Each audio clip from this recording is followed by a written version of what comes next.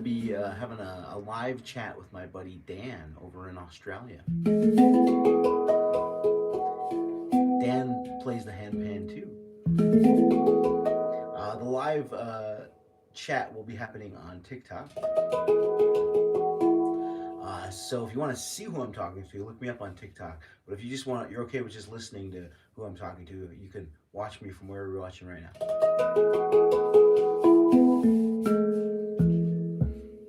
So I'm gonna play a little music while we wait. Thank you, Sydney, and let's see if Dan will get in touch with us here in a minute.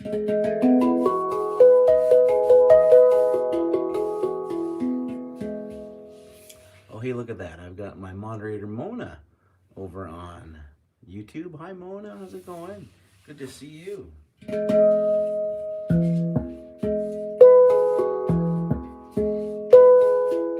What's up? How are you? Hi, Brian.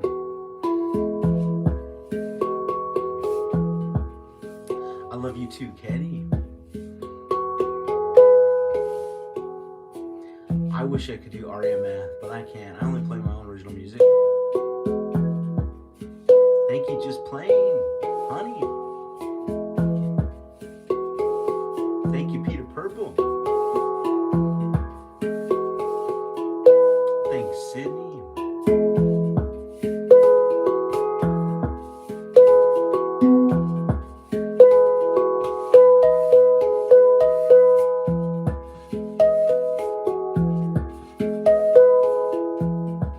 Hello, neighbor.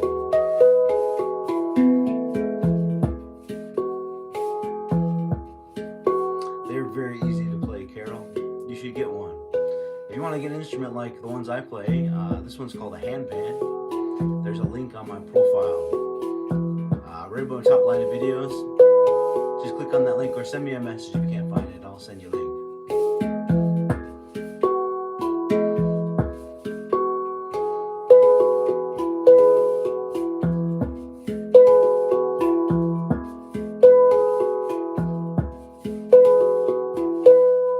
Hello in Moscow. Thank you, Alon. Love you too, Carol.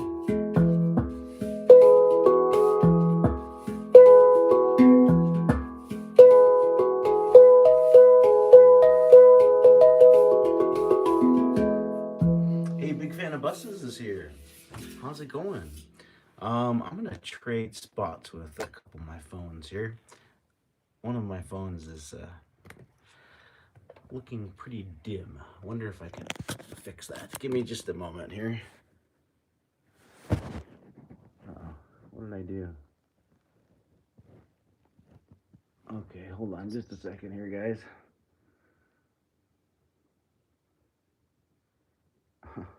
I booted off my Instagram, I think. All right, let's try this again here. Okay, sorry guys. Got too many phones, too many live videos to keep track of everything, I guess. Thanks, big fan of buses.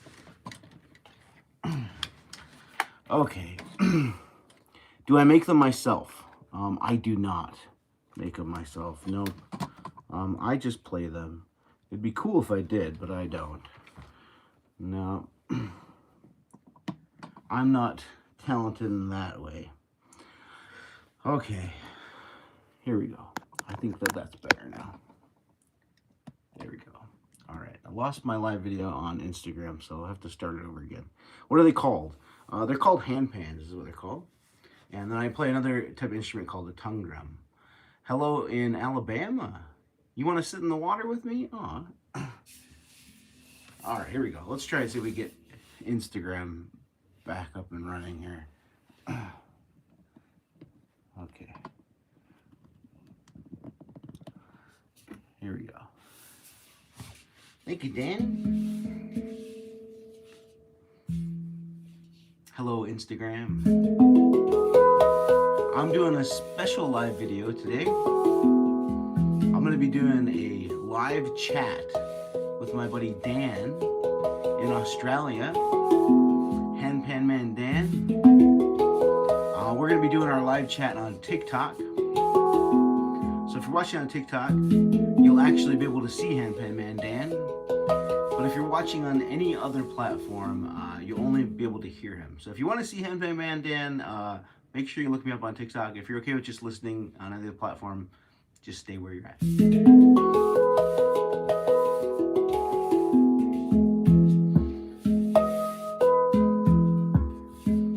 I love you, Yazan.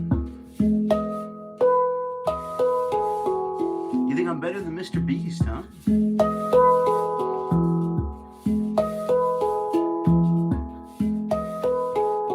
Thank you, Mona.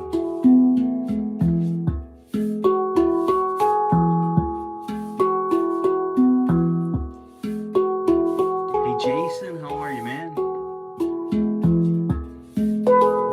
Thank you. Hello, Roberta in Minnesota. Thank you, Highness. What's up, Isaiah? Is that my old roommate on there? Oh my gosh. What's up, Ty? My old roommate from college is watching on Instagram right now. Hey, how's it going, buddy? Good to see you.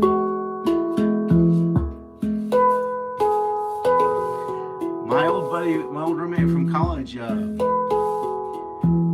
had a djembe, an African-style drum, in our dorm room, and that was my first ever experience with hand percussion. So, how cool is it to think that you were the first person to introduce me to hand percussion, Ty?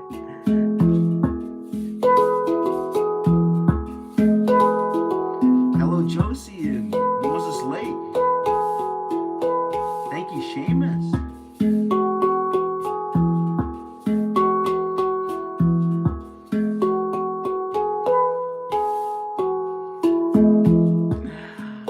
I wouldn't say that Ty was my mentor. Ty was my roommate in college. He just happened to have a djembe in our dorm room. Thanks, Brian. Thank you, Susanna.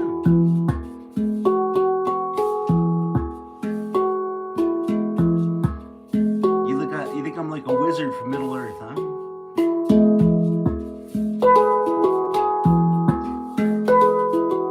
Glad you like it, Charlie. What's up, Liliana? This instrument here is called a handpan. Pretty cool, huh?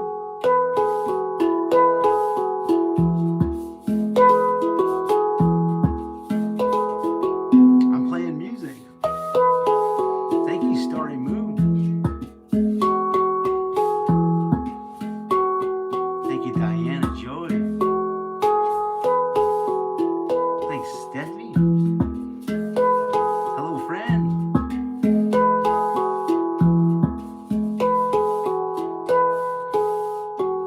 You think I'm a magic man? Thank you. What's up, Angie? Hey, Andrew. Thank you, man.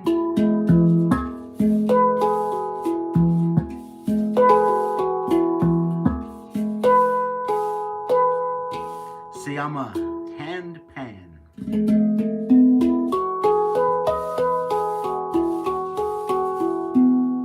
Thanks for being my biggest fan, Brian.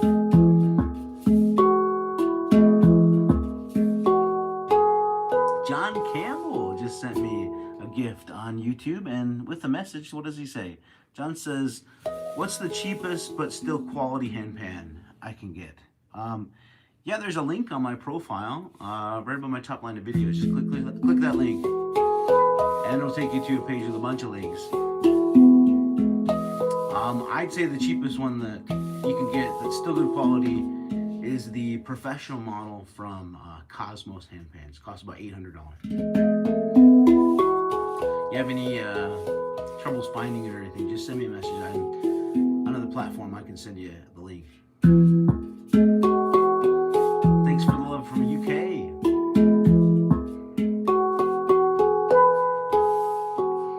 You're wondering where I went? Yeah, I've been taking a step back from all of this. I used to go live almost every day for several hours. And then 2025, my goal, or not my goal, my mantra for 2025, my New Year's resolution was to work smarter, not harder. So I cut out a bunch of things from my life going into 2025, and then going into the summer of 2025, I just knew that I wanted to actually enjoy my summer, because most summers I'm just working my butt off and don't have much time to enjoy summer. So I took some time off of the summer and realized how much I enjoyed it. And then at the end of the summer, I just decided, maybe I'll just take more time off. So I've been taking more time off. Just not working hard, you know? I don't have to work hard anymore.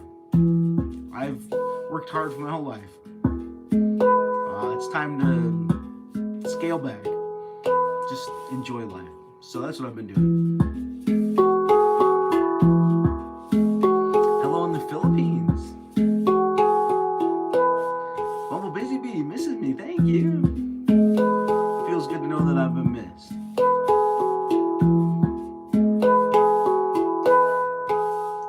Thank you, Squirt. Love you too. Kaiser. Thank you, Francie.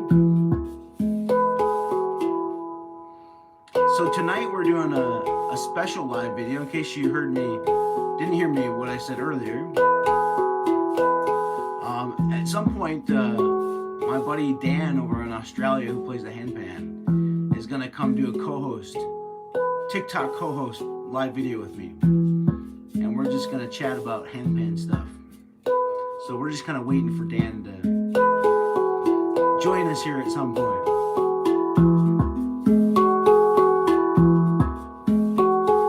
Thank you. Oh my gosh. Crimson just sent me a galaxy. Thank you, Crimson. Appreciate you. Hey, Lily Rose is in the chat. Handpan duo. That's the handpan girl. Lily Rose and her sister Larza. You guys should go follow them.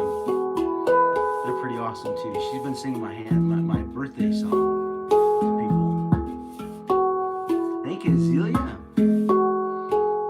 Thanks, Gorgeous Jen. Do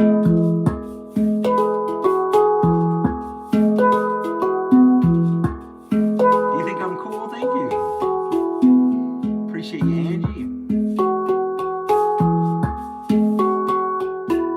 Hello in Norway and Delaware too.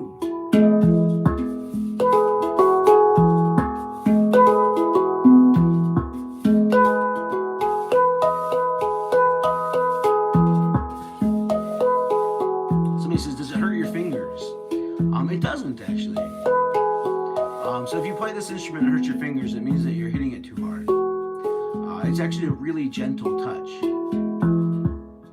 I can make it sound good with a super light touch. So it's the same amount of force as tapping somebody on the shoulder. Thank you, Mark. Jason loves my birthday song. Thank you, Jason.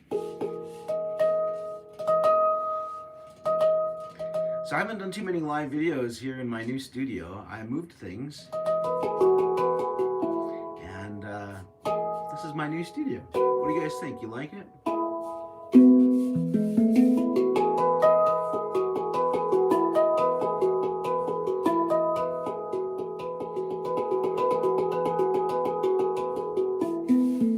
Thank you, Bumblebee's Bee.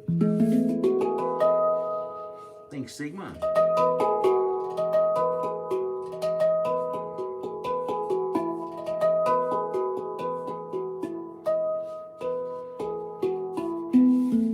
Lucas says, I finally got to meet you at the North Idaho State Fair this year. It was an awesome experience. Hope all is well your way. It is. Thank you, Lucas. Good to meet you too, man. Thank you, Liz.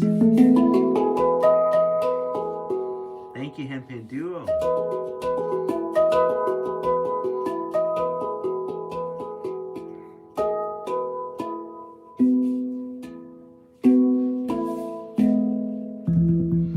while we wait for Dan, I think I'm going to switch up instruments and play something else. So this right here is a handpan. The instruments I play with my hands with the divots in them are handpans. And the ones I play with the cuts in the metal with the sticks are called tongue drums. And I've got a request from Busy Bee for me to play my smallest one. Let's play the smallest one for Busy Bee. All right. Let's see. That is if I can find the mallet for it. So, like I said, I did just move everything. So, oh, there it is. I found it. That wasn't too hard. Yeah, let's get to 20K likes. That would be great. Thank you. Okay, here we go. We're playing the tiniest tongue drum for Busy Bee. Here we go. So how many do I have? Jason wants to know. I have 21 handpans and probably right around the same 21 tongue drums. Thank you, Shrek. And which one's my favorite? My favorite handpan probably is the one that I was just playing right there. It's an E major scale. It's also my oldest handpan, one of my original ones that I actually paid for. I only paid for 3 of these instruments that are behind me here. Every other one of the instruments are have been given to me as a gift from companies that want me to help them promote their instruments. Like this one right here.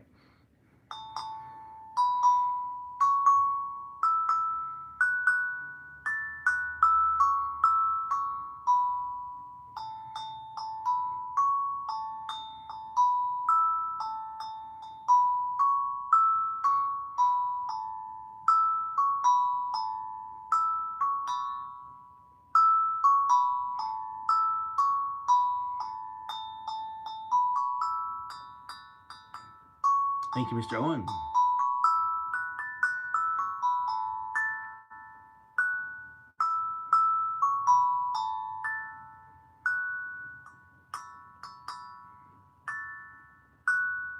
Thank you, supporter.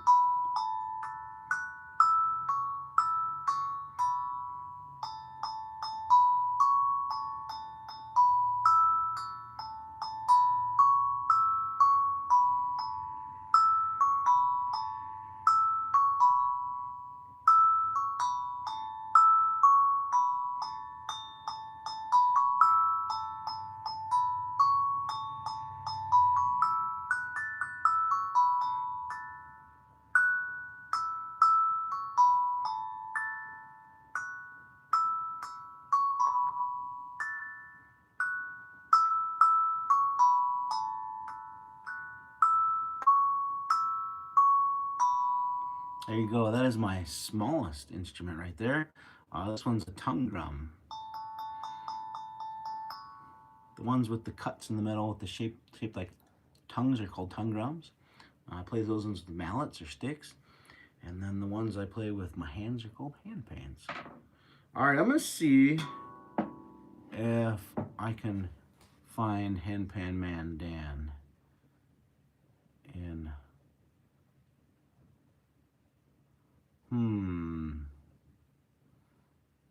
I don't see him in here yet. Okay, maybe he's not yet. All right, we'll just wait. Thank you, Diane. Thank you, Real Coin Guy. How's it going, Reed? All right, let's see what else I can play for you guys while we wait for Handpan Man Dan. You got a tongue drum and started to learn? Your dog and cat love listening to it too. Right on. All right, here's another handpan. Oh, there he is.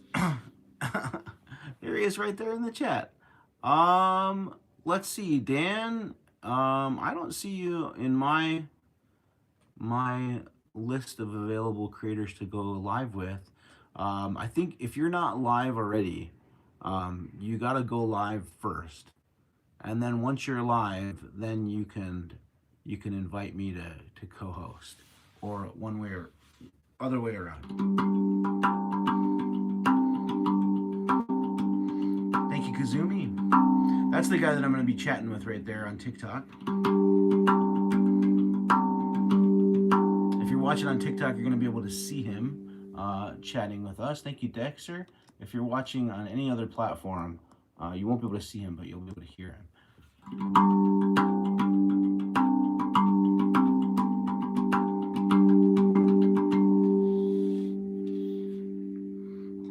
right, let's play this tongue drum here while we wait for Handpan Man Dan. Oh, there we go. Let's get him going here. Hey, buddy. What's going on? How are you, mate? I'm doing great. Here, before you say anything else, I'm gonna introduce you. I've got a few live videos going on here. So if you only see me on your screen, that means you're not watching on TikTok.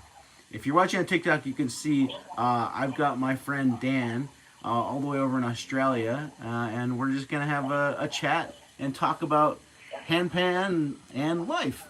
And so if you want to see who I'm talking to and you're not seeing who I'm talking to right now, look me up on TikTok.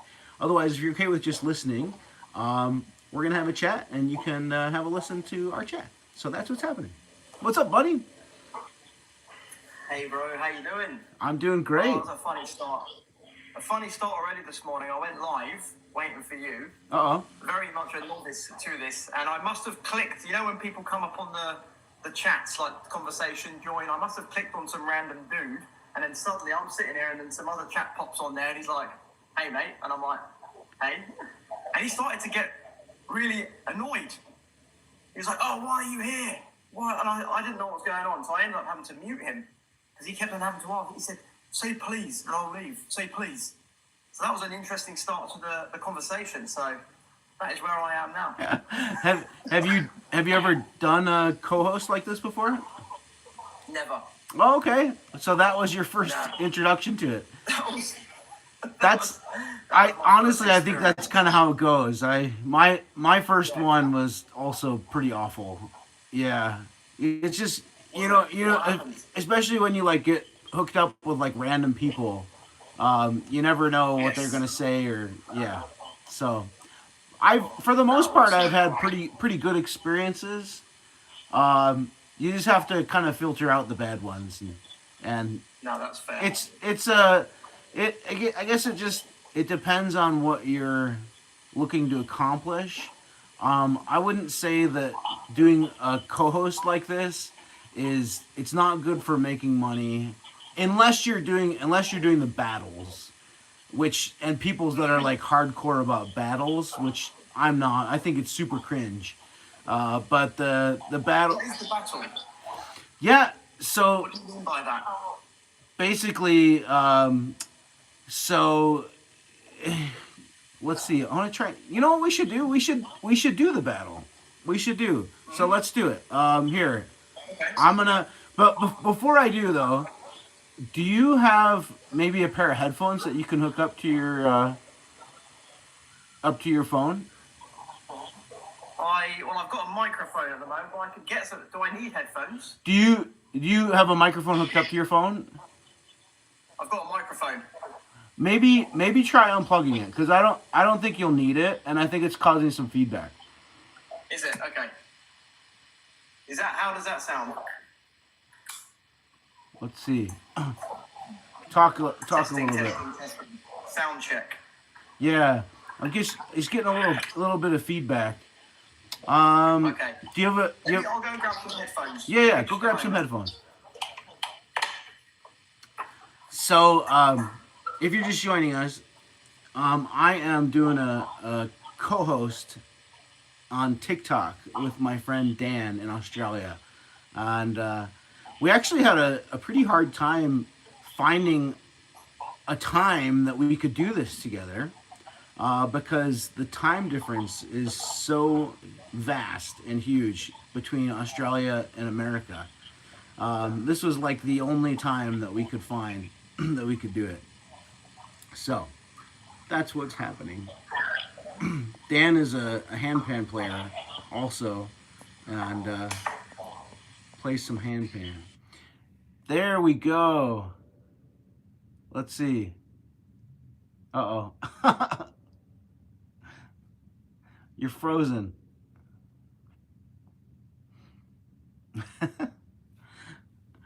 Thanks for bearing with us through technical difficulties here, guys. Hello in Maine. Jason's saying hello to Dan. What's up, Sean? Okay. There we go. Right, Adam, can you hear me? Can you hear me okay? Yes, that's so much better. Amazing. Okay. Right, we're ready to go. Yeah, I don't know why it was doing so much feedback. That's all right. It's all technical difficulties we're learning. And but you know, Adam, honestly, that's another thing with the co-hosting is sometimes there's technical difficulties like this, and so it can be challenging. But yeah, like I was saying, the co-hosting, it can be good for if you do the battles. Oh, which we should do a battle, and and basically the battle, it just how should I say, it's just using another TikTok feature, and it can encourage people to send gifts and whatnot. And so yeah, let's give it a shot. So I'm gonna send you a sure. match request. And so basically what's happening now is just it's the same exact as it was before. It's just now there's this battle going on between my viewers and your viewers sending gifts to each other. Okay. Yeah. I think I'm gonna get dominated on this one. No, honestly, I usually lose. I'm not very good with the battles, and so honestly, I just like to let the battle thing happen while we chat, just because it's just another feature that's happening and encouraging people to engage, and so honestly, we really don't even have to pay too much attention to it. We can just chat and just let it happen, and it'll run for 5 minutes. And then at the end of the 5 minutes, we can just say thank you to the people that sent us gifts, and then keep on talking. So that's usually what I do. So how's you just every day. You just woke up then, huh? Fairly early. No, not too much. It's about nearly 9 o'clock in the morning. Got up, had a nice breakfast, bit of coffee, but it's the start to the day. And it is beautiful here. I live in the Gold Coast, Queensland. Sun is shining. It's like subtropical. Nice. So very, very lucky. Do you live near closing? Do you live near the beach? Very close to the beach. Good. Yeah, we live on top of a hill, which is a bit of a mission. Every time you go to the beach, it's like a workout. Nice. It's a real steep hill, and it never gets easier. Yeah, very close to the sea. And no, it's stunning. Who do you live with? I live with my girlfriend Bonnie, and I've got a flatmate as well. So we're here together. Been here for a couple of years now. Been in Australia for about 6 years. And yeah, originally from England. You're in... Oh, I didn't know that. Yeah, I'm English. Oh, I had no idea. I thought you were... That's fair. I thought you were Aussie. Okay. Wow. Nah. How long... I'm not Australian. How long have you been in Australia? I've been here for just over 6 years on 2 different occasions. I've just always wanted to be in Australia, had always a fascination to be in this country, and somehow found a way. Not been an easy journey, but it's been worth it. And have you been to Australia before? Never. No, I would love to visit someday, though. Oh, for sure. Absolutely. When you do your world tour, make sure you stop in the Gold Coast. I'm hoping for that'll happen someday. For sure, bro. For sure. But I guess, yeah, for me, I wanted to... There's a few things I wanted to chat with you about. Because, like I said, I wanted to have a conversation with you and really get into the depths of your psyche, your mind. Because, obviously, you're not only the biggest Handpan content creator, you're a very big content creator. And I think it's something that a lot of people can learn from. You know what I mean? A lot of people can learn from what you've done, your mindset, any practices that you have, the resilience that you've got. So there's a few things, if you're okay with it, I would love to dive into a little bit. Yeah. Because I listened to you sent me that podcast that you did. I think it was a couple of years ago. Maybe that was the last one that you did with those chaps. And I learned a lot from it, but I feel like they could have gone into a little bit more depth. and that's kind of what I want to do. I think so. I want to keep things a little bit surface level with that entertainment, but I want to delve deeper into your mind. Yeah. To how that you've got to this place now. That's kind of where I am, but very free flowing as well. Let's do it. If things come up naturally, but yeah, that's kind of where I'm at. So I guess if it's all right with you, I want to open it up a little bit similar to the previous one, just I guess to remind you and remind whoever's listening to this of your stats. Sure. As a content creator, okay, so TikTok is obviously your biggest platform, isn't it? Yes. 8.6 million. 8.6 million followers. That's actually an insane number. That's a small country. Just to think of the number of people, and I think that's the beauty of technology as well, the amount of people that you can reach, which is insane. YouTube, I've written them down to remember them, 3.28 million. Instagram, 727,000. And Facebook, 380,000. You may be on other platforms that I've missed. So that is a total number of people, total number of 13 million. That in itself, I think, is an incredible feat, personally, to reach that many people. So firstly, yeah, congratulations on that. I think that's incredible. Thank you. I think when you get to a certain level of success, people don't congratulate you anymore.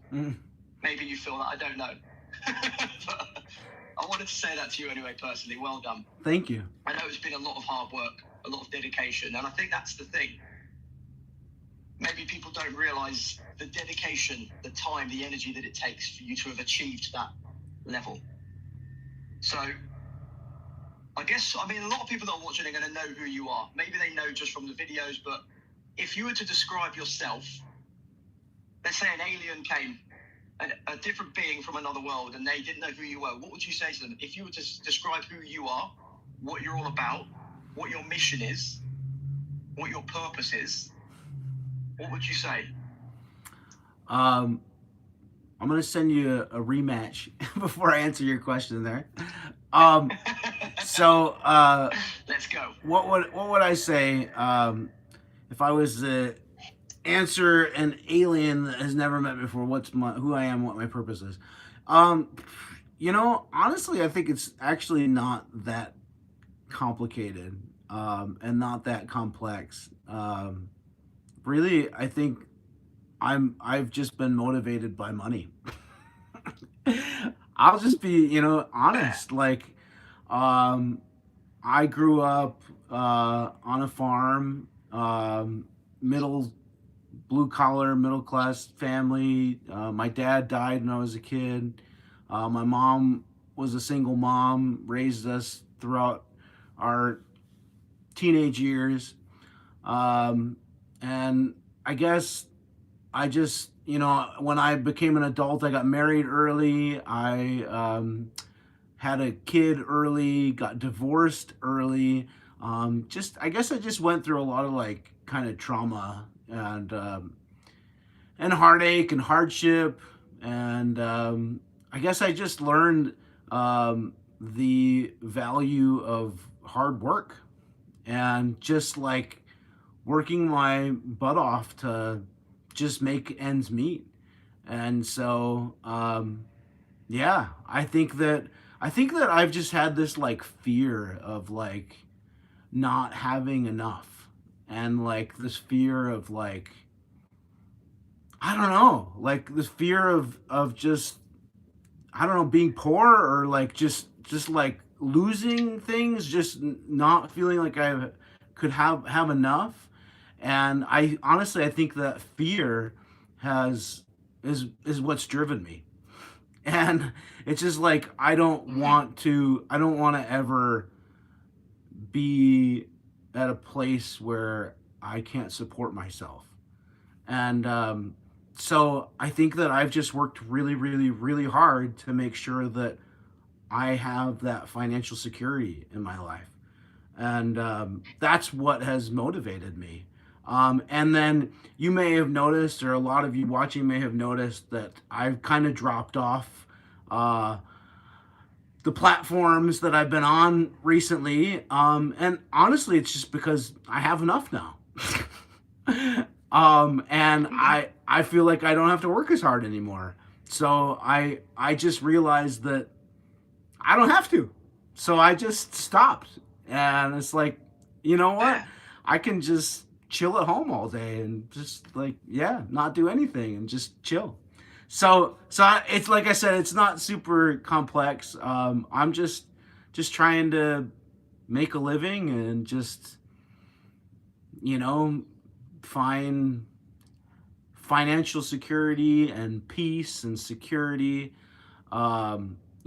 It's, I guess it's not that complex. I guess Yeah. I Okay. just I just don't really care anymore. I just don't care anymore. It's like, I don't want to work that hard anymore. And so that's I've taken a big step back. And so I posted a video today about an electric toothbrush because I need an electric toothbrush, and I get a free toothbrush if I make a video about electric toothbrush. I was like, yeah, I'll make a video about electric toothbrush. I could use an electric toothbrush. I just don't care anymore. So yeah. and then and Was it always money that motivated you? Because I guess I'm a little bit surprised to hear that in a way, that it is money that is the driving factor, which is, there's nothing wrong with that whatsoever. Absolutely, like, you have your own reasons. But was it always money that drove you from the point that you started to make your videos and you were just playing the tongue drum, playing the handpan? Was it that money motivation, or was there something else? You just wanted to play music? well, And I guess another question on that: what is it about money? Is it you want to have things, or the freedom? freedom. Yeah. I don't Freedom. care. I don't care about stuff. I'm not a stuff guy. I'm actually super minimalist. It does. It's kind of hard to say that with all this behind me. But at the same point, like, I didn't buy any of these drums. Like, these were all given to me. So like, yeah. When it comes to me actually spending money, I'm super minimalist. Um, but so yeah, I do think it was money at the core of it all. And if you were to go back to when I first started all this, so it's funny. I actually, before you came on, my old college roommate Ty Humphreys. I don't know if he's still watching or not, but um, anyways, he is the one that introduced me to hand percussion. So it was my junior year of college. He had a djembe and African style drum, and that was my first introduction to hand percussion. And just playing the djembe in a dorm while somebody plays guitar, and just, I don't know. That's what you do in a college dorm, I guess. But anyways, after college, I I I was when I was a kid. Let's see. We can even back up some more. When I was a kid, we can go way back here. Um, when I was a little kid, I was a kid that was always like tapping on things, right? I don't know. There's just something about having a rhythm inside of me, just letting the rhythm out.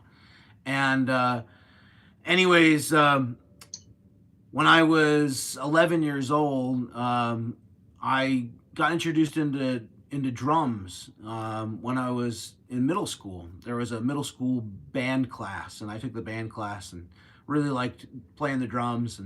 And then in high school, and then I got involved into a garage band with some of my friends, and then I started playing the drums at the church I went to on stage, and I listened to punk rock music back then, and I just like, thought I kind of like idolized punk rock drummers, and thought, how cool would it be if I could be a drummer in a band someday. And but it was just kind of like a fleeting little childhood dream. I went to college and got my degree in psychology, and then I got my master's in social work, and kind of forgot about music, got married, had a baby, got divorced. And then it was after my divorce that I just was really unhappy, and I just wanted to be happy again. And I remember being a kid playing the drums and how happy it made me feel. So I got myself a drum set and started playing the drums and found my happiness again just playing the drums. And so yes, I guess there is some motivation to the music beyond just money. You're right. And I wanted to make some friends. I was living in a new place, didn't know too many people, and I thought that I should maybe try going to some open mic nights. And I went to some open mic nights and played the drums at some open mic nights. And one of those open mic nights, I met a guy who I jammed with that had a band, and he asked me if I would be the drummer in his band because he needed a drummer, and he would pay me. And my mind was just like blown. I didn't even like think that like playing music professionally was ever an option for me. It just kind of like fell in my lap, you know? Childhood dream unlocked without even realizing the possibility. And so, anyways, I said yes, and I started doing that, and I started getting paid to play music. I was getting free drinks, free food. I was getting to meet people, be social. It was amazing. And then I ended up getting replaced by another drummer, and I just found this happiness. You know, I just started to realize this dream, and I was like, you know, how can I make this keep going? How can I keep this going? You know, and so I didn't want to go through the whole drummer thing again because I didn't want to get replaced by another drummer, and so I hopped on YouTube and started watching YouTube videos that were percussion related, and I came across Daniel Wapel's video playing a handpan. And I just was like amazed. I was like, oh my gosh, that thing's amazing. I can do that. I bet it's my ticket in to being a professional musician. And I was right. Is that the one that was in the subway station? That's right. Yeah. When you had that little clicker as well. Yeah. Here, wait. Yes. There it is. I actually got one because of that video. What is it called? It's called a Cascas, C-A-S, Cascas. Cascas. Yeah. I never really learned how to use them well, but yeah.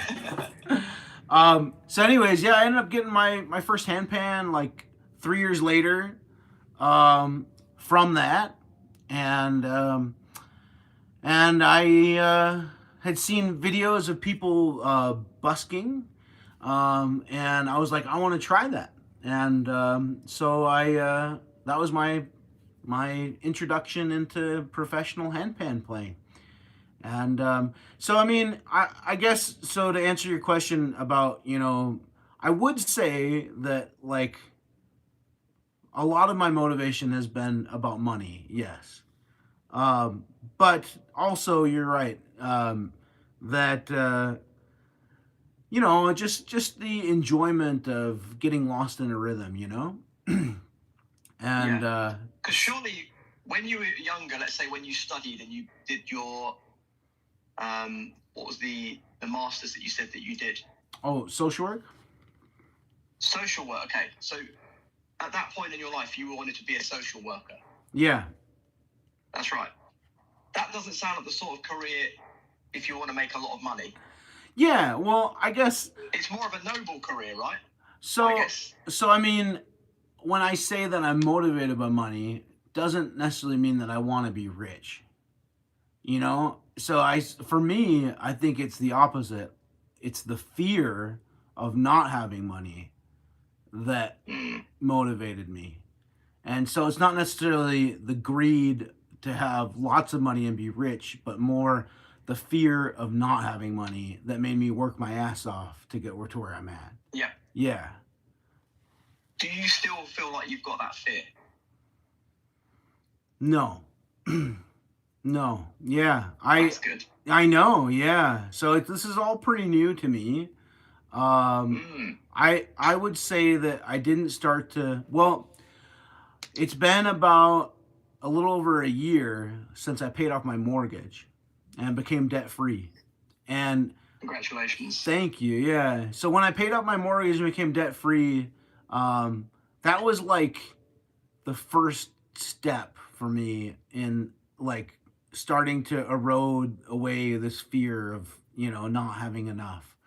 And but I used like all my savings to pay off my mortgage. So I thought that when I paid off my mortgage, I would be super joyful and excited and celebratory. But it was not a celebratory moment because I I didn't have anything. I've got a house that's paid off, but I don't have any money.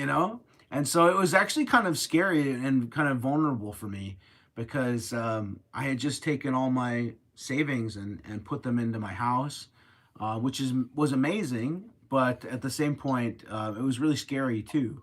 And so for the last year and a half, I've been like trying to build back my savings up again, and I have been able to. And going into 2025 was when I started to realize, like, oh, you don't have to work so hard anymore, and oh, maybe you don't have as much to be afraid about anymore, and you could maybe start to let go of that fear. And so I did. I started to let go of that fear, and man, it's been good. It's been really good. And so, Yeah, I cut out at the end of 2024, going into 2025. I cut out a bunch of things that I had been doing previously, and I just like realized, oh, these things are like maybe I just don't need to do this anymore. And so I cut those things out. Going into 2025, I just started to focus on just live streaming. I was just like, I'm just going to focus on live streaming. And I did that until going into the summertime. And then going into the summertime, I was like, I actually want to enjoy summer. Usually summertime is like one of the busiest times for me, and as most musicians are.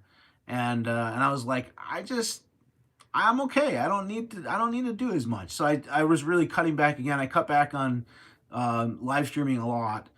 And then at the end of the summer, I was just like, hey, this feels pretty good to not do as much. I'm just going to just keep on going with this. So I just cut back even more, and it's been great. And yeah, life's been good. It's just been my New Year's resolution for 2025 was work smarter, not harder. And so previously, was it the fear that was driving you? So the fear of like not having enough money, but also did you put a lot of pressure? Because I know it's like when you're trying to make content and you have a bit of a vision in mind, you put this internal pressure on yourself to keep doing and doing and doing more. Right. Yeah, for me. Has that eased up a little bit for you, or you still feel that? No, it's eased up a lot. Yeah. Yeah, for me, as a content creator, you just don't really know what's gonna be making money for you. It's like you're just throwing shots in the dark. Like, I hope that maybe this will make some money for me. I don't know if it will. People say that doing this a lot is good, so I'm just going to keep on doing this. And so I think for me, it was just like, I'm throwing so much out there and I have no idea. And this the other thing is, like, sometimes you make money off it right away. Other times you don't make money off it for a long time, and it's just like so many unknowns, right? So I feel like as a content creator and musician, everything that we're doing here, you just don't know what you're going to make money on. And so you just frantically and manically just keep on putting as much out there as possible, hoping that it's going to make you enough money. And you just don't really know. And sometimes you don't even know what's working and what's not working, because you'll just get one lump sum payment. So unless you really dive down into analytics, you really don't know what's actually making you money. So yeah, so I feel like there's just like so many unknowns out there and you also just don't know what you're doing, So you really just... Are you talking about, sorry to butt in there, are you talking about like making videos, let's say you keep making videos, you make a video, keep putting everything out there, and you don't know which one's going to land and go viral or make money or whatever that is that what you're referring to, or more specific sponsorships or partnerships? I mean, I guess I look at it as like a whole big global context, you know. There's so many different things that you can be doing, you know. And yeah, so you know, sponsorships or videos or recording and releasing music, you know. I guess I just feel like there's so many different things that I've over the years focused on and done, and you just, I guess for me at least, you know, maybe other people out there like are more intentional about, you know, what they're doing, but I guess for me it was more of maybe it's just I have bipolar disorder, so maybe it's like my mania, and just like I gotta do as much as I can to just stay afloat and keep my head above water. You know what I mean? So that's something I would love to talk to you a little bit more about, actually. Because I know you've mentioned that a couple of times, your bipolar disorder. Yeah. I would love to know a bit more, and I think other people would as well, because is this something that you think has hindered you, helped you? How do you deal with it? Have you always known that you had it? If you don't mind, that maybe delve a bit more into that, because I guess from the outside perspective, I feel like it could almost have been your superpower to give you that laser focus kind of thing. 100%. Obsessive nature on what you're doing. I agree. You know, I think that it has helped me a lot. You know, I feel like a lot of people that have bipolar disorder, they're super hyper focused on one thing, and because they're so hyper focused, plus they also have that like mania, they can be just like super successful because they're able to take all of that crazy energy that they have and just pour it into just this one thing. And so I think that it has helped me, absolutely. Yeah.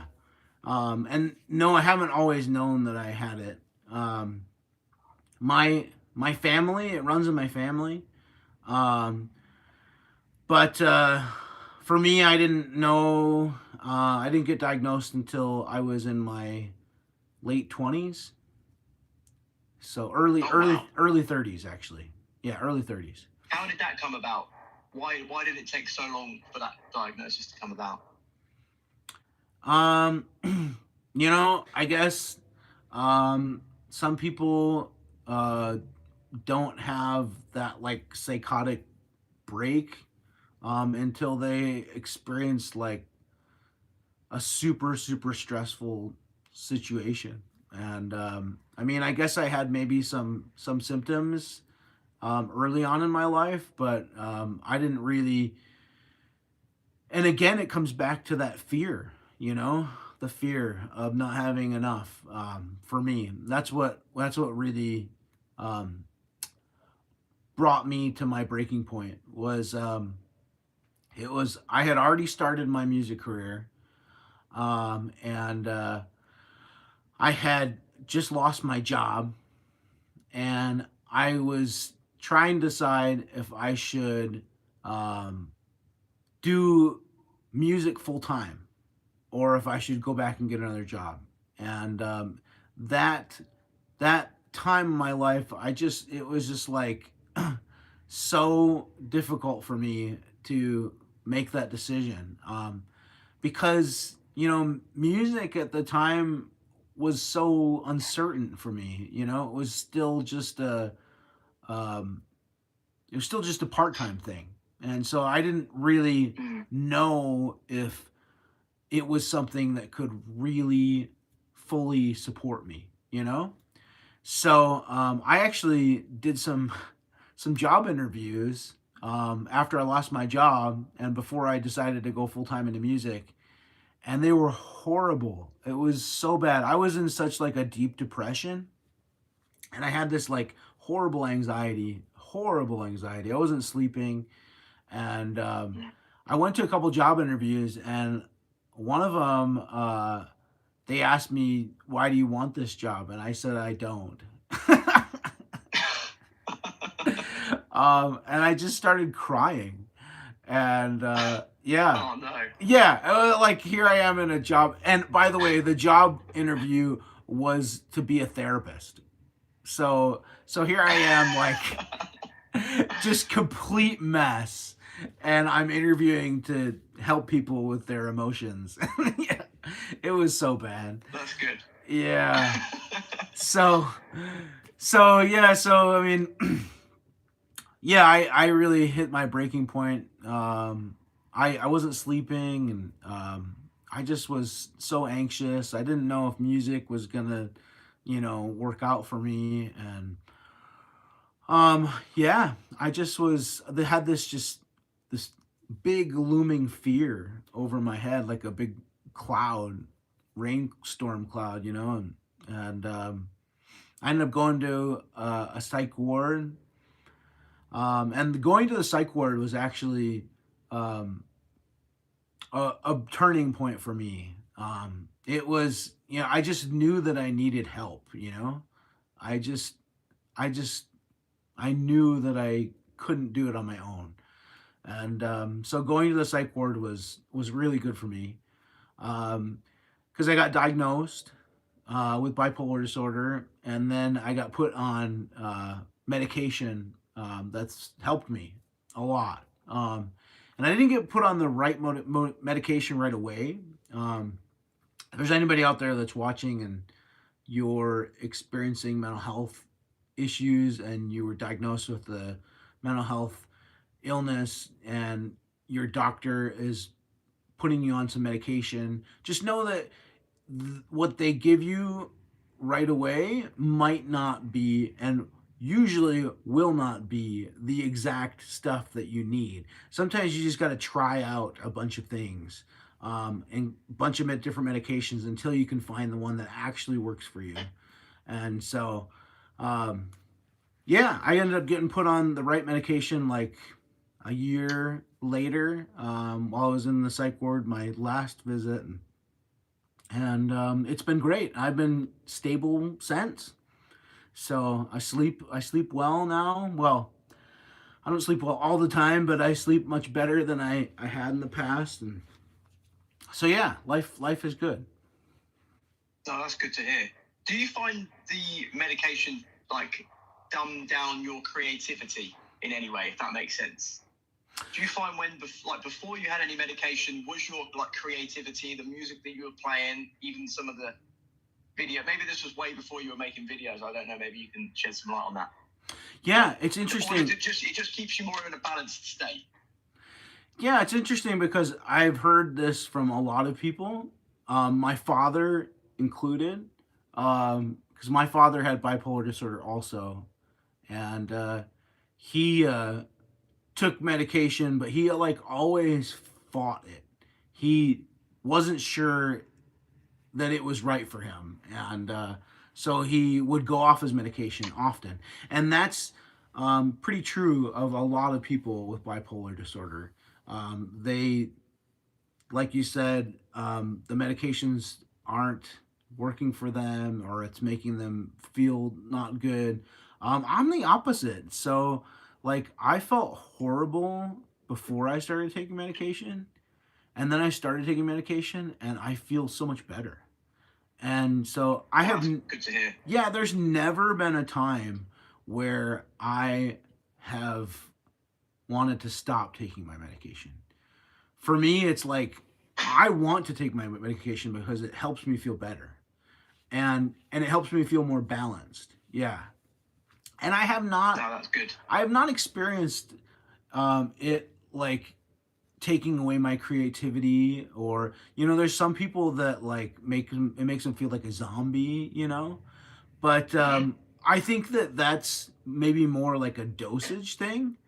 So like I think that I'm just on a really good dose of the medication that I'm taking. So like I know like my sleep still isn't the best, but I wouldn't want to take more because I feel like if I was to take more, then it might make me feel more like a zombie, and like I might be more sedated, and so so yeah, it's been good for me. No, that's good to hear. Have you ever tried any like natural modalities? Even I don't want to delve too much off topic here, like any kind of psychedelic treatments, cannabis, anything like that. To help you keep balance, to help your sleeping, to help you maybe understand on a deeper root why maybe you're feeling the way that you do or why these things are happening, if that makes sense. Yeah. Have you delved into that before? Yeah, I'm glad you asked that because I forgot to talk about that. So you asked me what was it that caused me to realize that I had bipolar disorder. And honestly, it was substance use. Yeah. Okay. So it was I was not really into substance use for much of my life until like right before I got diagnosed and right before I had my breakdown. And so for a lot of people, substance use can give them psychosis and psychotic breaks and emotional breakdowns. And that was true for me also. So it was like kind of a perfect storm. I had all those troubling things that were going on, but also it was the experiencing the high, but then not coming down. So, like, I have so much anxiety and manic energy, and so like it just like ignited this like high that I couldn't come down off of. And so that was part of why, I my anxiety was so bad and I wasn't sleeping. I couldn't come back down. So that's some for people that are out there listening, if you are using substances or you're thinking about using them, just know that it can affect you really negatively also. So it's just we're all different, and so some of us just can't handle that. And I was one of those people. I could not handle it. And then also just so you know, when you're on a live video, you have to be like really careful about the words that you choose to say when it comes to substance use, because you can get you can get a flag for a community guidelines violation. So and the same and what do you need to be careful about saying? Like, is it any particular words or like saying, or just talking about it in general? I mean, we haven't gotten a flag from what we've been talking about so far, but I do think it is some keywords. So, Cool. like kind of like the slang type words that most people would say.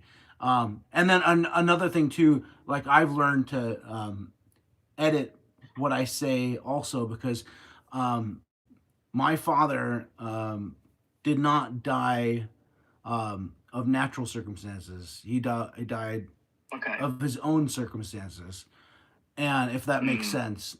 And that is also something that TikTok flags. You can't say you can't say that word on a live video, and they will flag you and not recommend you out to the FYP. Understood. So another thing. It's sad. Honestly, I think that's really sad that they do that, because I mean, I guess I get it, but at the same point, somebody like myself that has been so affected by that in my life because of my father, I feel like it's really hard for me to talk about that on a live video because I get flagged. Yeah, for sure. Because I get flagged for it. You're conscious of how you're saying it. Right. I think it's important to talk about, because for those that I guess don't know and don't know about you as well, and they see you as you are now, because you see someone that when they've achieved a very high level of success outwardly, you don't know what they've gone through. You don't know what their life was before, what they've experienced to have got to this point. And I guess it's because of all the struggles and the things that you've actually experienced that's allowed you to get where you are now. So I think that's actually really important for everyone that's listening to just note as well, that wherever you are now, this is only a part of the story, isn't it? This is not the full story. This is like one chapter, and you need to experience this to get to the next level, next part of your movie.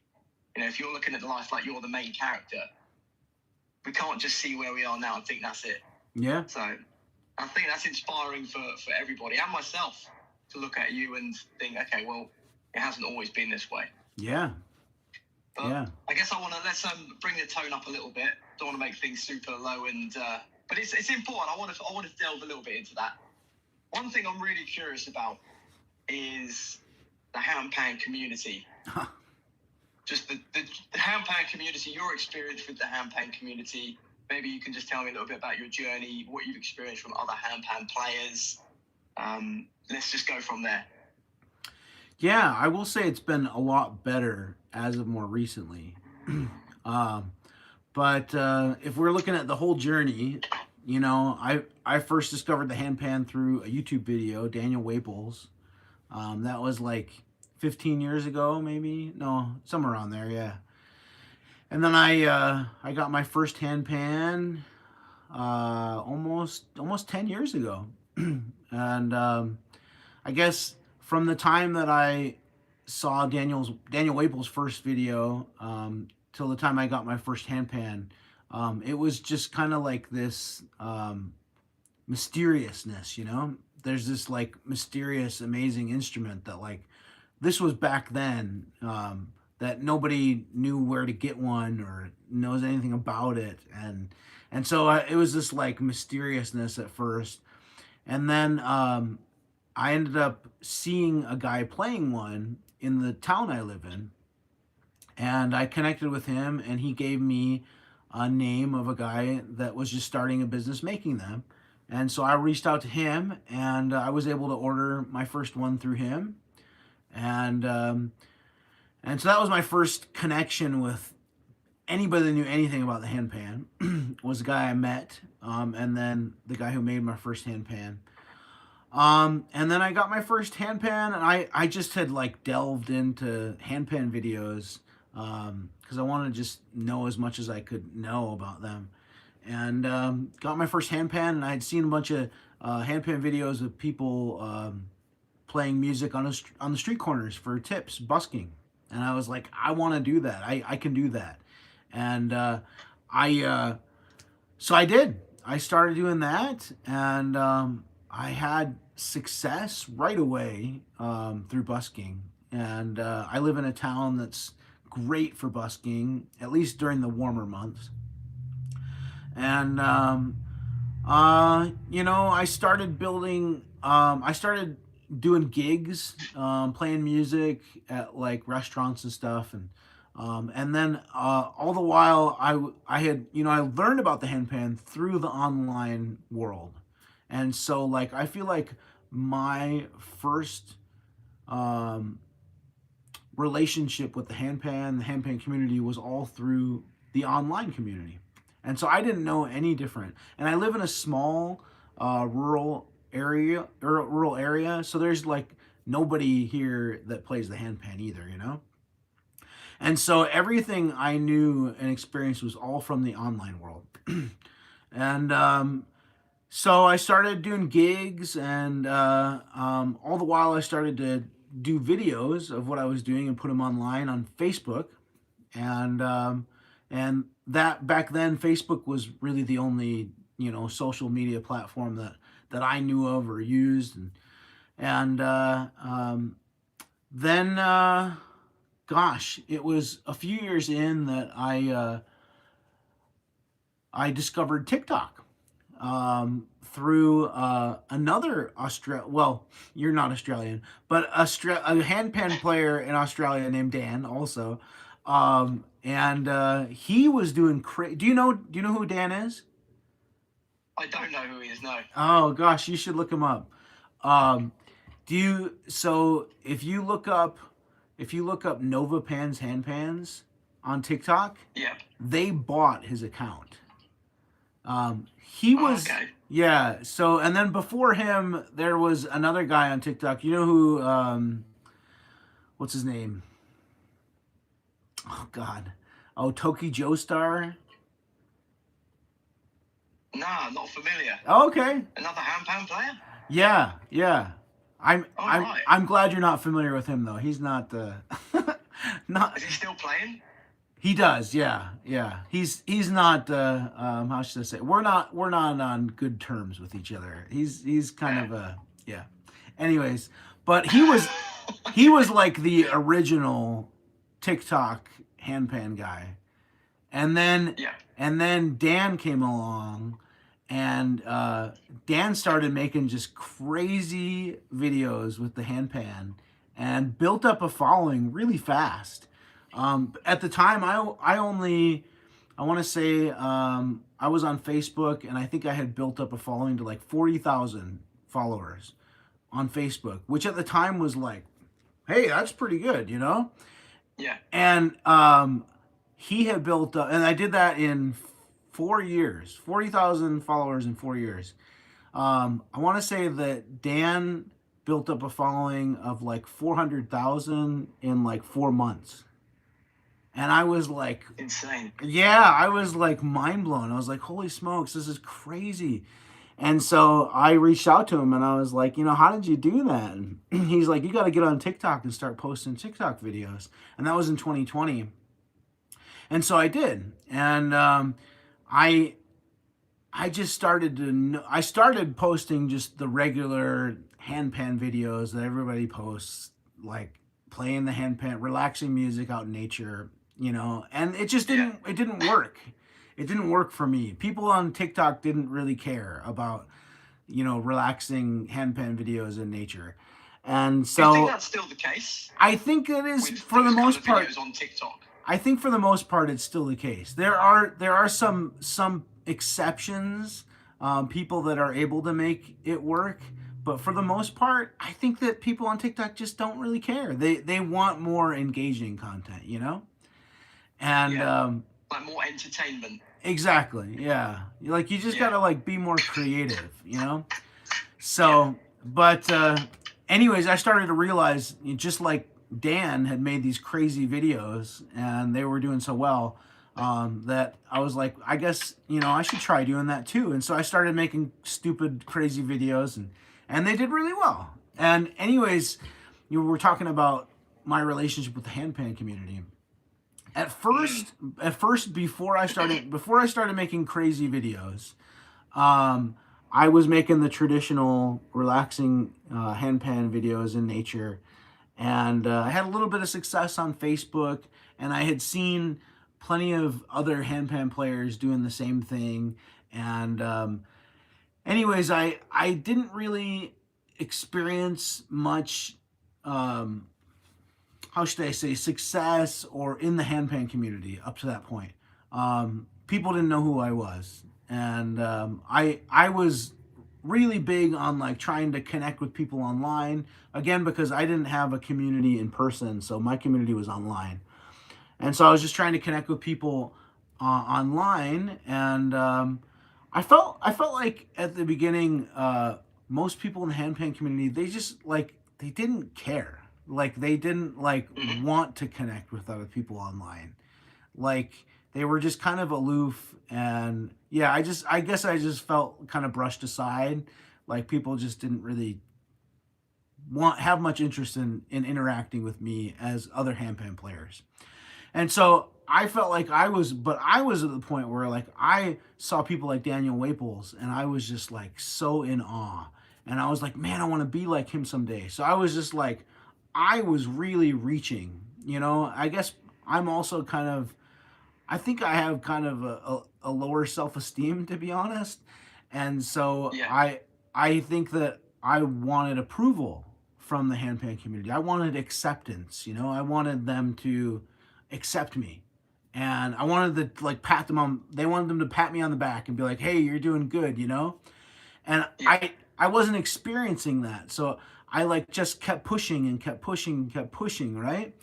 And I measured my success, in the handpan community is if I can be like Daniel Waples. And I thought that if I got as many followers as I could, that maybe the handpan community will see that and recognize me and give me a pat on the back, and start to give me some validation. Well, I got on TikTok and I started to experience success on TikTok, and I thought, oh, here we go. This is it. This is it. You know, and it went the opposite way. The handpan community Hmm. saw my videos and thought that I was an idiot, and thought that my videos were stupid, and that I Were they was saying this directly to you, or like how were you getting fed this back? If that so makes sense. there's a group on Facebook. Again, Facebook was, a big part of my journey. And there's a group on Facebook called the Handpan Memes group. And Okay. I was a continual target in that group. And really honestly, I would say that it felt to me like cyberbullying, you know? I felt like I was, really being targeted and brought down, and it was hurtful. And so it also affected Was this me. through like direct messages or through comments? Oh, just How were you so experiencing that? are you familiar with Facebook groups at all? Yeah. Yeah. So basically, people just posting memes about me in the Facebook groups, and just, you know, Wow. yeah, Brutal. calling me an idiot, and yeah. So it hurt, and I guess, there's this part of me that, and I was a member of that group, and so, like, to go to a group that you're a member of and see people publicly posting in that group memes that are tearing you down, especially from people that you thought were people that you could look up to, and there's a lot of people in that group that are well respected, well revered members of the handpan community that cyberbully and act like middle school boys. And yeah, it was really bad. It was really bad. And so it made me start to second guess myself. I started to experience a lot of success on TikTok, but I was being publicly ridiculed in the handpan community. And so I started to, like, have this internal wrestling match of, like, do I want to keep on experiencing success on TikTok and lose my respect in the handpan community, or do I need to rein it in and regain some respect in the handpan community? And so it was really hard. And then all at the same time, TikTok changed their viewership, and so I kind of fell off for a while. And that's the other thing about, like, doing this, is that sometimes they make changes with the algorithm, and you just completely just fall off. You might be, like, just killing it, and then all of a sudden it just, like, drops to nothing. Just out of nowhere. And it's like, whoa, like, I was making a living, I was paying my bills, and then all of a sudden, like, nothing. It's like, what? Are you kidding me?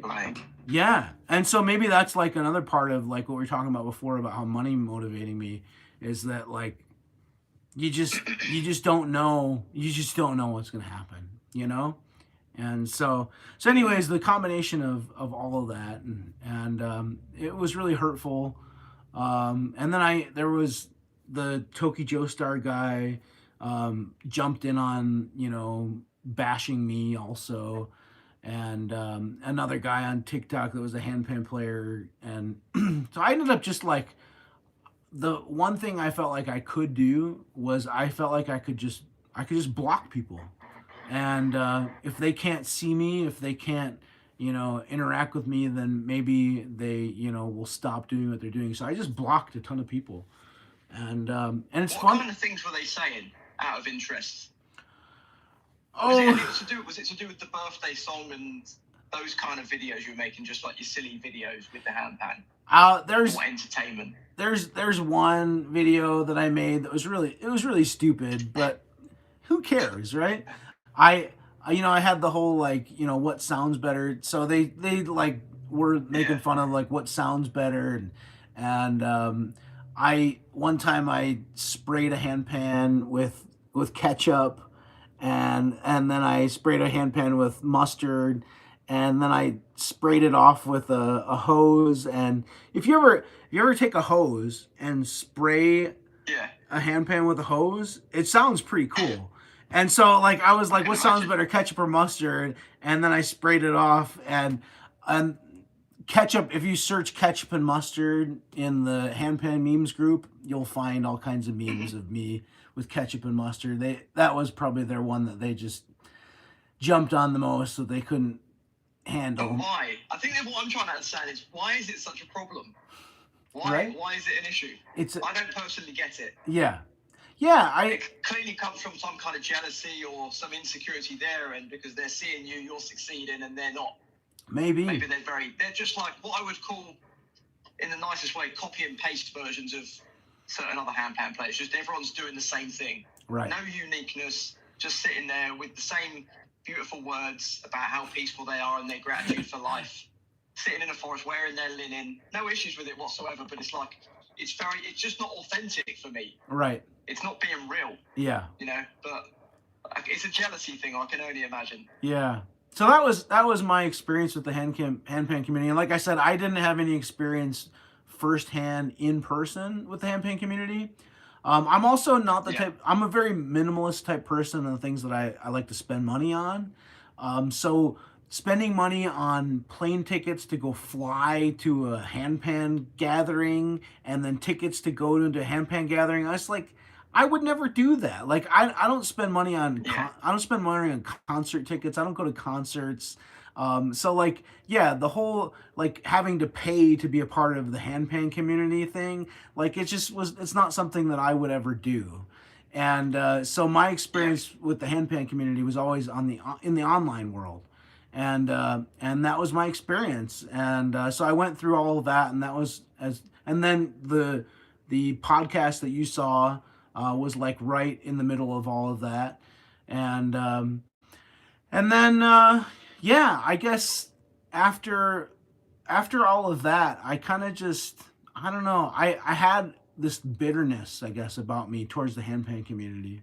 And so I didn't, for me, after that, it was more connecting with people individually. And it was like, okay, I've given up on the actual handpan community. And so now it's more like, if there's people that express interests privately to me, that want to have a relationship with me, like that's cool. Like I want to connect with those people. But like as far as like the handpan community as a whole, like I don't really care about the handpan community. And I've had a lot of anger and resentment and bitterness because of all that.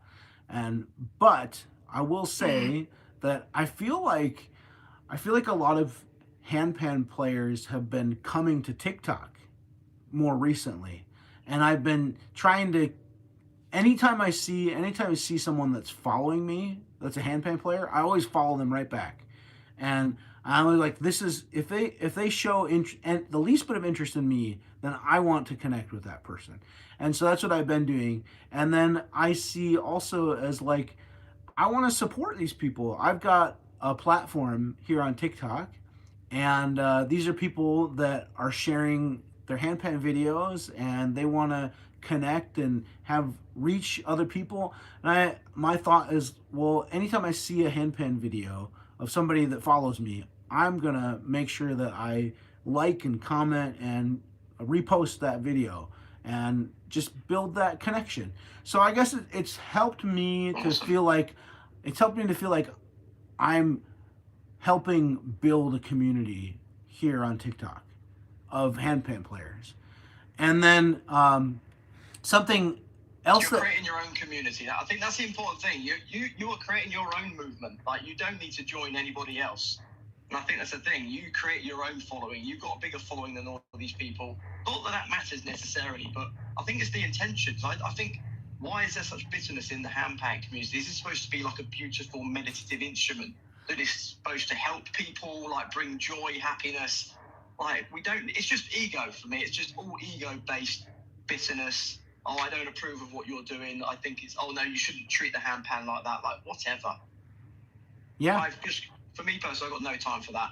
no time for that. They should respect what you're doing. If they don't, then just don't be involved. Right. What's it to do with them? Yeah. It's like schoolyard stuff. I don't know what you'd call it in America, like here. Yeah. Just silly behaviour. Totally. Yeah. So I'm glad that you've pushed through that, mate. Yeah. And then I had a guy that I had connected with, I want to say through TikTok or Instagram, that is over in, that's in a neighboring city. And he has recently started a monthly handpan meeting, like group, where they just come together and play music and invite other people to come listen and support. And he invited me to be a part of it last month. And I'm at a point right now. In the past, I probably would have like not even considered it at all, just because again the handpan community, and then also just I've been so busy with everything I've been doing. But more recently, I've really stepped back and I have a lot more free time now. And so now I'm more like, I want to be more social in person, you know? And so I struggle with being social. I'm an introvert big time. And so when he invited me, I was like, hey, this is a great chance for you to go be social and play the handpan with some people and meet some other handpan players. And so I decided to do it. And it was wonderful. It was a great experience. There was only like, well, actually, I want to say that there was like 4 handpan players there, myself included. And I was thinking about it. I was like, this is the most handpan players I've ever met at once in a group before.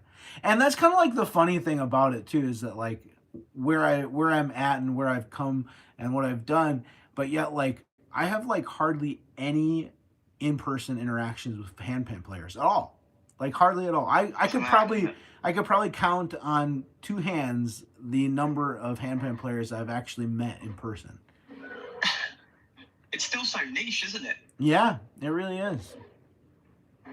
Do you think, I guess on that note, how do you see the future of handpans, the handpan industry, the handpan world? Where are you thinking it's heading? Do you think it's going to become more mainstream? Do you think it's going to become an instrument that a lot of people will have access to? What are your thoughts on that? It already is. It already is. Yeah, you know, there's now a handpan on TikTok Shop. It's awful. Okay. It's awful, and there's a part of me like that wants to like comment and be like, don't buy this handpan, but at the same point, it's Which like, handpan is it? Vivo or Vevier, I can't remember the name of the company, but I guess it's some big online shopping company that's now got a handpan as a part of it. Anyways, it just makes me cringe because the guy's playing it with the little mallets. And I just want to comment and be like, don't trust anyone that plays the handpan with mallets. But Absolutely. But at the same point, like, isn't that me like putting down somebody about the handpan, whereas the handpan community was putting down me? You know what I mean? So like, I guess so, yeah. yeah. So like, there's a part of me that's like, okay, wait a second. Like, the handpan is becoming more mainstream, and as a result, there's more and more options for people to buy them, even if they're cheap and horrible. It's, you know, there's plenty of cheap, horrible guitars out there that people buy all the time. You know what I mean? That's true. So who are we to, you know, gatekeep and say, no, that's not a handpan? You know, a handpan that you pay $2,000. It's more the quality, isn't it? You are right, though. I mean, I'm not someone that plays with sticks, but again, why can't you? If you find it easier, there's no rules. I'm very much like freestyle. Like, there's no rules. I think there's still so much more to discover with the handpan anyway. So why can't you play with sticks? But I think the point with the cheap ones is just also just what I like to point out is the quality is just likely not going to be there. If you buy a cheap handpan, it probably will sound rubbish. It may not be in tune when it arrives. It won't last. It's made from bad material. I think it's okay to be honest about that. It's no discredit. Look, if you want to learn the handpan, you want to spend $1,000 plus, and you just have a few $100s, then that will give you at least a little bit of an idea, a basis to start. But I think it's okay being truthful. That's my perspective on it. Being real with it. I would say save the money and buy a better handpan. I mean, I say all of those things all the time. But to be completely honest, like, I think that we might need to challenge ourselves to step outside of that, what we normally say, because not everybody's trying to be a professional handpan player, and maybe not even everyone really cares that it's going to be in tune or not, you know? And to be completely honest, a lot of these cheap handpans, which I've got a bunch of them behind me, the side notes on the handpans are actually not that bad. The one note the one note that's bad, that nearly every time with these cheap handpans, is the top note. They can't make the top note well. But you know, if you want to spend only $100 and you don't really care about one note not being that bad, you know what I mean? So it's like, I guess, you know, I'm kind of, and I will tell you this also, because I have people ask me all the time about where they can get a handpan, and I always ask them, what is your budget? What price point do you want to stay under? And I'm telling you, the vast majority of them, their budget is a couple to a few $100s, if not less. Like, they want to buy a handpan for $100. And I'm like, well, the only one I can recommend is $800. That's the cheapest. But, you know, I think... But do you think that's because they don't realize the cost of a handpan? I think, from my experience, it's because they don't understand, which is fair, how much a handpan costs. Absolutely, I agree with you. But at the same point, like, I think that the vast majority of these people, they would never spend that on a handpan. You know, they don't want to spend that much. They want a handpan, but they will never spend. Yeah. They'll, even when I say $800, they gawk at that. They're like, I can get one off of Amazon for $200. And I'm like, okay. Yeah. Like, so, like, I guess, you know, when we're talking about mainstreaming, like, I think that this isn't going away, you know? When I first started playing the handpan, when you first started playing the handpan, we knew that these instruments were expensive, and we were willing to pay a lot for them. Now, people aren't willing to pay them for a handpan. Maybe it's a mindset shift. I don't know. I think everything comes down to your perspective on things. Because like anything in life, if you want something that's half valuable, you have to spend a bit of money to buy it. $1,000, as an example, $1,000 US. Yeah, it's a lot of money to a lot of people. I appreciate that. But if you want it enough, it's something that's worth saving the money. It might take 6 months. It might take a year. Before I bought my first proper handpan, I started on a little tongue drum that cost me $75, which would be like, what, $40 US or something like that. And I slowly built up. I then bought a slightly bigger one that was cheaper. I then sold that. And it took me probably a year to get to the stage where I got a decent handpan. It's an investment, isn't it? It's a bit of an investment. And you can buy a cheap one. I say the same thing. You can buy a cheap one, but just know it may not sound great. You're not going to get the full enjoyment and experience from it. You don't need to be a professional musician. But if it's something that you really want to get the therapeutic benefits, enjoyment, save the money. Like, that's it. It's just the way it is, isn't it? It costs money. Everything in life costs money. That's okay. I think it's fine. I'm gonna. That's the thing that I guess I'm trying to help people understand. It's maybe a perspective shift. I'm gonna disagree with you, and I think it is a perspective shift, because I think that cheap handpans are going to dominate the market. I think that quality, expensive handpans are going to become more of a niche, selective thing for people. I think that when people are gonna, just probably like the same thing with guitars, right? People spent a lot of money on guitars that were nice, and now there's a lot of people that buy cheap guitars. And I think that that's the direction that we're going. And the reason I say that is because I get asked all the time where to get a handpan, and I'm telling you, the vast, vast, vast majority of people want to buy a cheap handpan. And I've stopped fighting it myself. You know, I have, because there's no point. I'm sure you get asked it a lot. There's no point. I guess over time, like everything, it will come down in price. So obviously the quality is going to improve. Because I think my issue is it's just that it's the quality. And you can buy cheap handpans that sound all right, but it's a risk, isn't it? You don't know. And I think that's all that I try and explain and try to point out, that if you spend a little bit more, you're going to get a better quality product.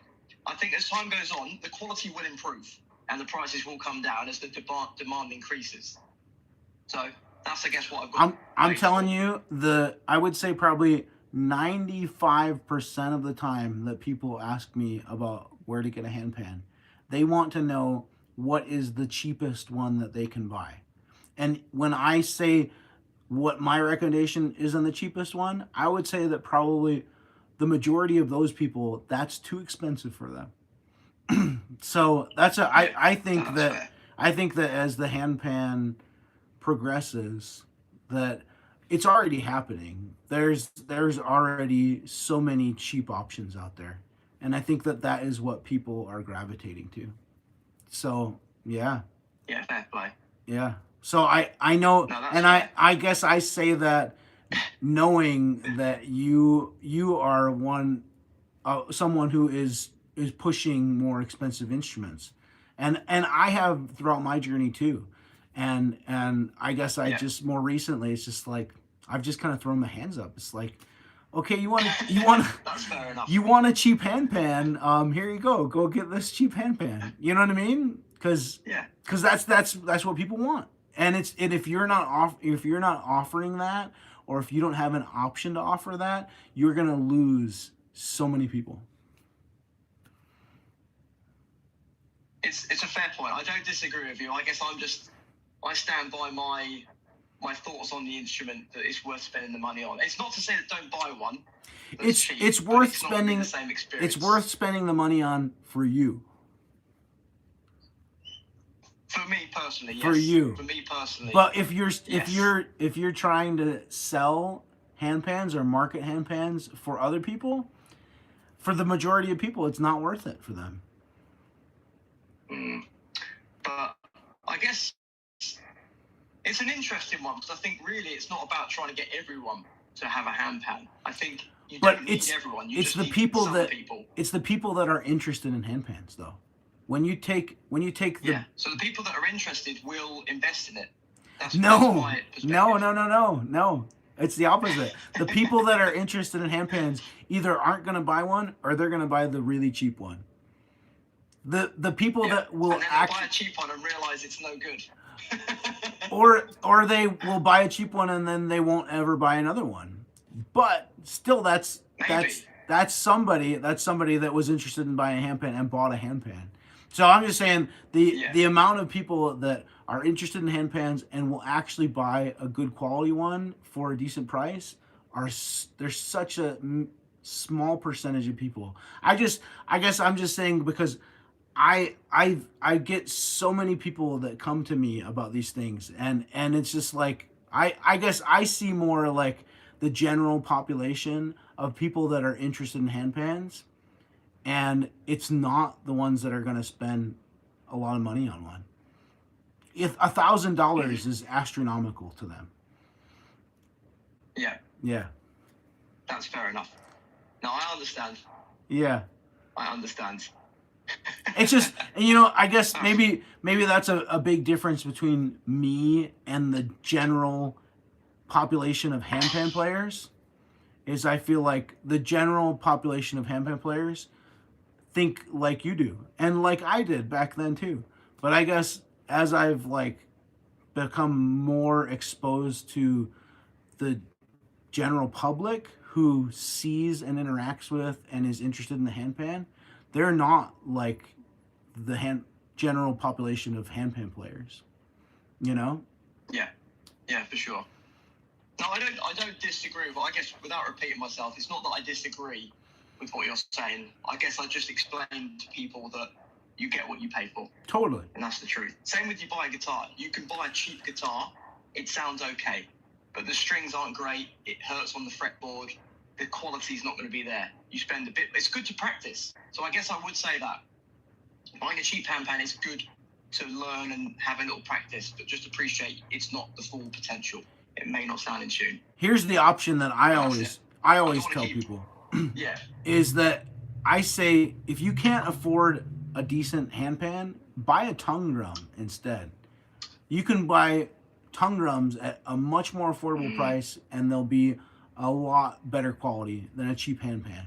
But I say that all the time, and people completely ignore me. It's like, are you kidding me? It's How like, much can you get a half decent tongue drum for? You could, what's that? How much would you spend? Let's say you said that, and I'm asking you where can I get the cheapest handpan from, and then you suggest a tongue drum. How much money will I need to spend to buy a cheap tongue drum that will sound half decent? Oh gosh, I mean, you could even go as small as this. You know, this is $20, and that sounds great. That's a bargain. Yeah, and then there's even really small ones, other small ones like mini size ones like this that are like maybe $50. Yep. And then there's a bigger one like this, $200.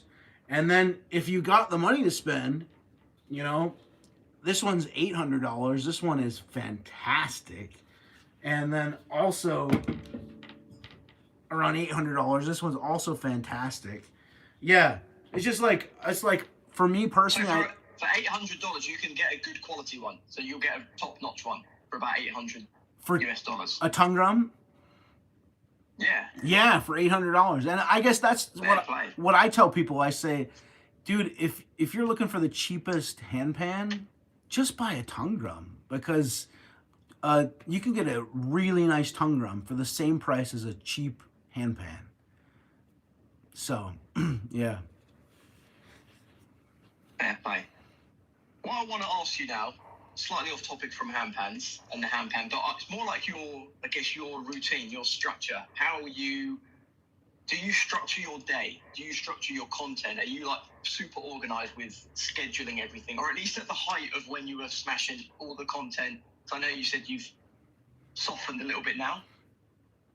What was your routine like day by day from the point that you get up? Yeah, I mean, gosh, like a full-time content creator. When I was just like cranking everything, I was waking up in the morning and posting a video, and then having lunch, and then heading out to an outdoor spot, record a video before I go live, do a several hour live video out in nature, and then I'd wrap it up, come home, and call it a night. And then weekly I was releasing a song on Spotify and iTunes and whatnot every week. I did that for 2 years. And then monthly I was doing monthly instrument and CD giveaways, where I was partnering with tongue drum companies, handpan companies, and then putting my CDs out there. And so people would pay a $5 a month subscription to either TikTok, Instagram, or Facebook. And then I would do a random draw every month and send prizes to people. And you're managing all of this yourself? I was doing. You got like anyone helping you? Besides the fact that I was partnering with the instrument companies, some of them were sending them directly from them to the customer, but some of them were sending them to me first, and then I was playing them on camera, and then I was sending them to the customer, the winners. And then I was also selling handpans pretty regularly. And I would get a handpan from a maker, and then I'd either sell the exact one that I was playing to someone and ship it off, or I would, you know, take money and then take an order for a company and then send a handpan to somebody who ordered one. Um, but yeah, and then gosh, at the end of 2024, I'd been doing the giveaways for almost 5 years, every month for 5 years. It was like exhausting, and I had lost my handpan sponsor, so I started to have to give away my own handpans. And I was like, I can't do this forever, and also it was just exhausting.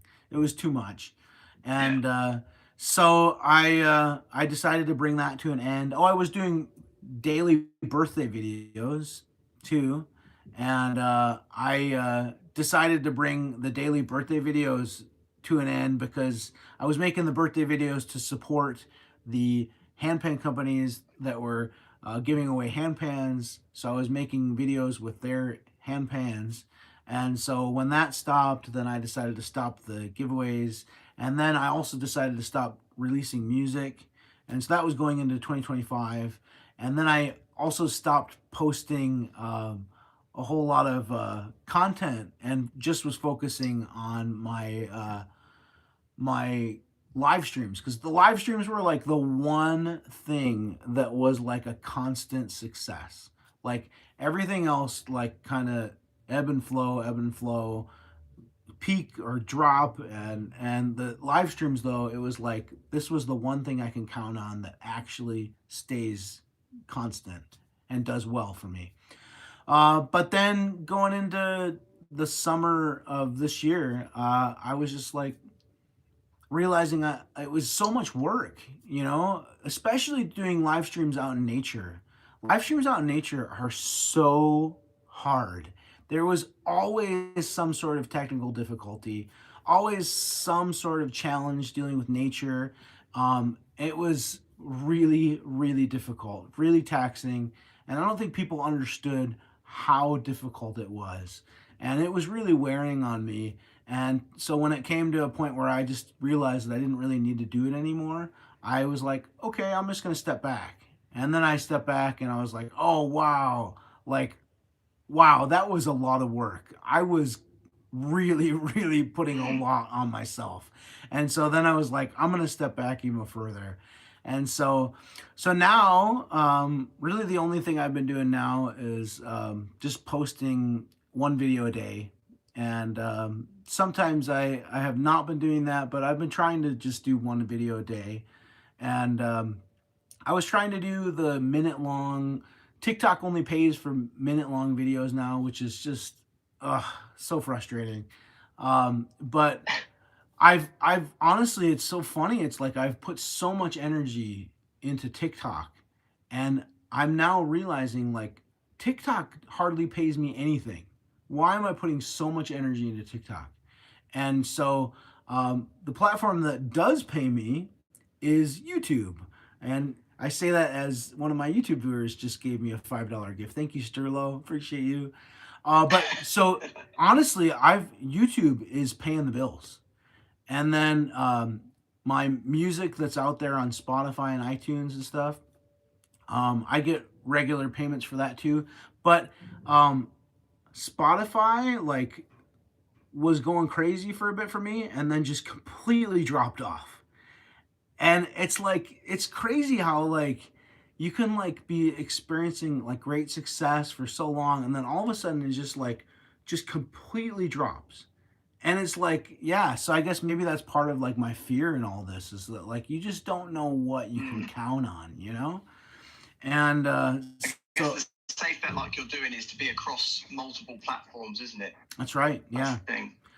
How have you dealt with, so putting all this work in, this effort, the energy, how do you deal with like burnout and fatigue and then kind of just going completely the opposite? Have you got to those points where you just kind of think, all right, I've had enough of this. I just don't want to do this anymore. Like you're burnt out over it. Yeah. You know? 100%.